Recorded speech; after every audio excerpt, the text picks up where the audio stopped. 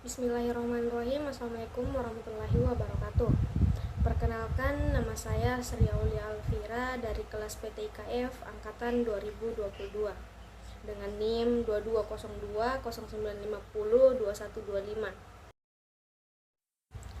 Tujuan saya membuat video ini yaitu untuk menyelesaikan tugas mereview sebuah materi, yaitu ruang lingkup mata kuliah elektronika analog dan digital, di mana dosen mata kuliah elektronika analog dan digital ini adalah Bapak Dr. Firdaus SPD MT sebagai dosen pengampu. Jadi latar belakang dari ruang lingkup mata kuliah elektronika analog dan digital yaitu seiring dengan berkembangnya dunia teknologi saat ini di bidang elektronika yang siklus perkembangannya begitu sangat cepat. Hal ini sangat berpengaruh terhadap kehidupan sehari-hari. Begitu banyak alat ataupun media yang tercipta lewat bidang elektronika. Teknologi tercipta untuk membantu kegiatan atau kebutuhan manusia. Di antaranya ada yang bersifat otomatis ataupun manual. Alat-alat yang tercipta tentunya memiliki kegunaan yang bervariasi sesuai dengan kebutuhan. Salah satu kegunaan umumnya yaitu dapat membantu manusia dalam melakukan sesuatu, entah itu di bidang pekerjaan maupun di kehidupan sehari-hari. Salah satu di bidang pekerjaan yaitu pada bidang pendidikan. Dunia pendidikan juga harus mengikuti perkembangan teknologi yang ada. Dunia pendidikan saat ini semakin berkembang. Berbagai macam pembaruan dilakukan agar dapat meningkatkan kualitas dan kuantitas pendidikan.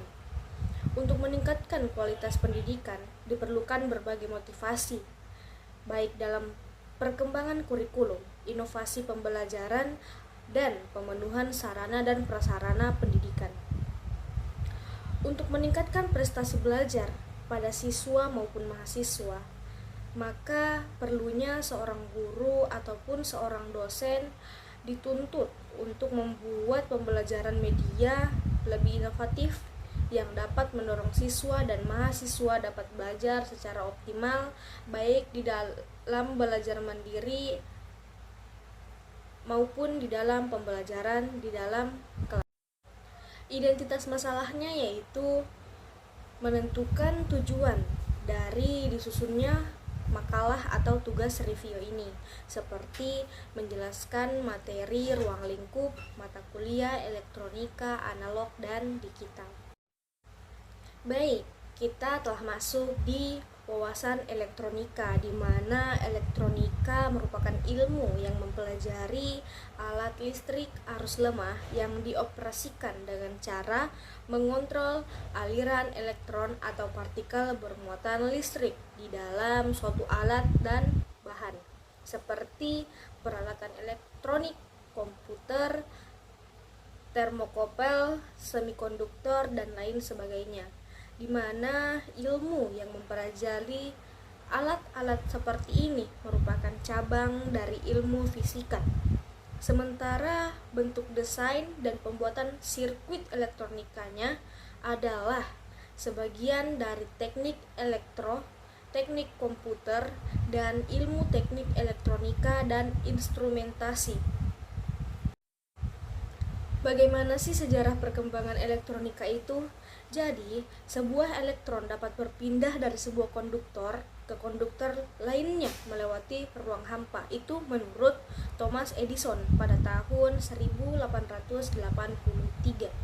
Tetapi, menurut Guglielmo Marconi merintis pada tahun 1896 sampai 1901, di mana terdapat dua, yaitu satu, aplikasi tabung elektron pertama di dunia yang diterapkan dalam bidang komunikasi radio. Yang kedua, mengembangkan telegraf tanpa kabel atau wireless telegraph pada tahun 1896 dan komunikasi radio jarak jauh pada tahun 1900. Nah, pada tahun 1947, transistor ditemukan oleh tim insinyur dari Bell Laboratories. Fungsi transistor seperti tabung hampa udara, tetapi memiliki ukuran yang lebih kecil, lebih ringan, konsumsi daya lebih kecil dan lebih kuat, dan lebih murah untuk diproduksi dengan adanya kombinasi penghubung metalnya dan bahan semikonduktor. Konsep sirkuit terintegrasi diusulkan pada tahun 1952 oleh Geoffrey W. A. Dahmer, seorang ahli elektronika berkebangsaan Inggris dengan Royal Radar Establishment-nya. Pada tahun 1961, sirkuit terintegrasi menjadi produksi massa oleh sejumlah perusahaan dan desain peralatan berubah secara cepat dan dalam beberapa arah penggunaan yang berbeda untuk mengadaptasi perkembangan teknologi dan kebutuhan pengguna perangkat elektronik. Nah, pasti hal ini sangat penting. Sebagaimana pentingnya karena ini menyangkut tentang bidang-bidang elektronika. Jadi bidang-bidang yang ada dalam elektronika itu ada bidang instrumentasi dan kontrol, di mana bidang ini berkecimpung pada peralatan seperti pengembangan alat ukur elektronik, instrumentasi penelitian, alat pemrosesan data, serta alat kontrol atau otomatis seperti sistem mikroprosesor untuk kontrol dan sebagainya. Yang kedua yaitu ada bidang telekomunikasi, di mana bidang ini berkecimpung pada alih informasi jarak jauh, baik menggunakan kabel maupun tidak.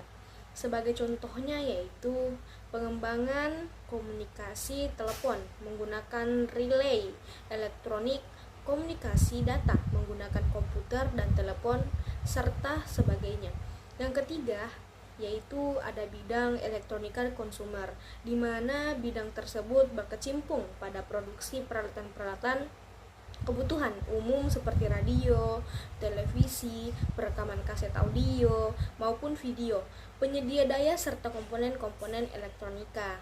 Yang keempat yaitu ada bidang elektronika kuantum, di mana bidang ini juga bisa dibilang berkecimpung di dalam perkembangan elektronika yang menyangkut interaksi antara cahaya, gelombang mikro, atau gelombang elektromagnetik yang tentu saja di dalam elektronika yaitu mempunyai komponen, rangkaian, dan sistem, di mana hal tersebut di dalam elektronika dikenal istilah komponen, rangkaian, dan sistem, di mana komponen elektronika berupa sebuah alat benda yang menjadi penyusun suatu rangkaian elektronik yang dapat bekerja sesuai dengan kegunaannya.